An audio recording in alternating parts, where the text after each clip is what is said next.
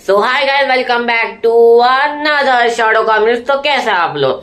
तो आज अपन बात करने उसी सीरीज में मॉनेटरी पॉलिसी के अंदर अबाउट क्वालिटेटिव एस्पेक्ट्स के बारे में। और आज हमारा टॉपिक रहने वाला है मार्जिन रिक्वायरमेंट्स। हमने कुछ वीडियोस में डिस्कस किया था about so we have discussed about bank rate, SLR, CRR, reverse repo rate, repo rate. So हम अभी तक हमने डिस्कस किया है क्वांटिटेटिव एस्पेक्ट के अंदर।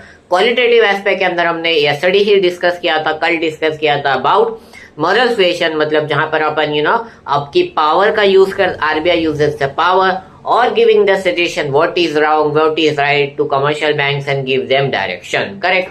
आज हम पढ़ने वाले हैं अबाउट मार्जिन रिक्वायरमेंट्स के बारे में। तो बहुत ही सिंपल सा टॉपिक है एंड मैं कहूंगा बहुत ही रिलेटेबल टॉपिक है।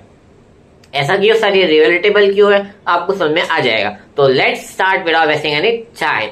देखो बेटा, क्या होता है कि अगर फॉर एग्जांपल, ठीक है, अब आपको ये बात पता होगी कि यार अपने इंडिया में ना जितने भी लोन लिए जाते हैं घर के लिए या गाड़ियों के लिए या किसी भी पर्सनल पर्पज के लिए, आप कोई भी लोन लेते हो, करेक्ट, तो उसके लिए जब आप लोन लेने जाओगे तो आपको क्या लोन ऐसे ही दे देते कि ले लो लोन, ले लो ले लो ले लो सब ले लो, ठीक है। ऐसा नहीं होता है। तो वो लोग आपका क्या चेक करते हैं बेटा, फर्स्ट ऑफ ऑल आपका इनकम स्टेटमेंट चेक करते हैं कि आप लोन पे कर पाओगे कि नहीं पे कर पाओगे, करेक्ट। उसके बाद वो लोग आपको चेक करता है आपका ITR, इनकम टैक्स रिटर्न। अगर आपको ये नहीं पता है तो इनकम टैक्स रिटर्न के बारे में भी एक वीडियो बन जाएगा, तो कमेंट करना बिल्कुल, ठीक है। तो इनकम टैक्स रिटर्न आपको देना पड़ता है। और एक और चीज होती है बेटा, ऐसा सिक्योरिटी रखनी पड़ती है। यहाँ पर मैं आपको बोलूंगा ये रिलेटेबल है। क्यों रिलेटेबल है? क्योंकि अगर आप कोई भी लोन लेने जाओगे ना, मान लो फॉर सपोज आपको लोन की जरूरत है 10 रुपए का लोन। एक सिंपल सा एग्जांपल देता हूँ। मान लो आपका 10 रुपए के लोन की रिक्वायरमेंट है, ठीक है।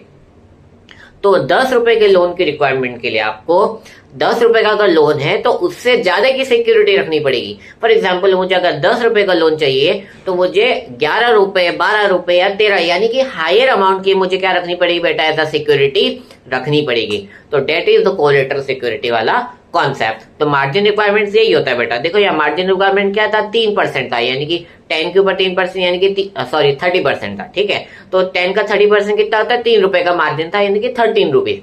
यानी कि 10 रुपए का लोन लेने के लिए आपको 30% यानी कि 13 रुपए रखने पड़े साथ में। तो डेट इज जो डिफरेंस आया ना बेटा 3 रुपए का, इसको अपन बोलते हैं मार्जिन रिक्वायरमेंट्स। मतलब अगर ये मार्जिन रिक्वायरमेंट ज्यादा हुआ कि अगर इसको 15 रख दिया, 16 रख दिया, 17 रख दिया, तो आप या मैं कोई भी अगर होगा तो वो लोन लेने से पहली बार सोचेगा कि लिया जाए या नहीं लिया जाए, क्योंकि डिफरेंस बहुत ज्यादा है। वही कॉन्ट्रेरी अगर ये डिफरेंस 1 रुपए हो गया या 9 रुपए हो गया तो ये डिफरेंस कम हो जाएगा और ऐसे मनी सप्लाई कंट्रोल हो जाएगा। तब तक के लिए टाटा, गुड बाय।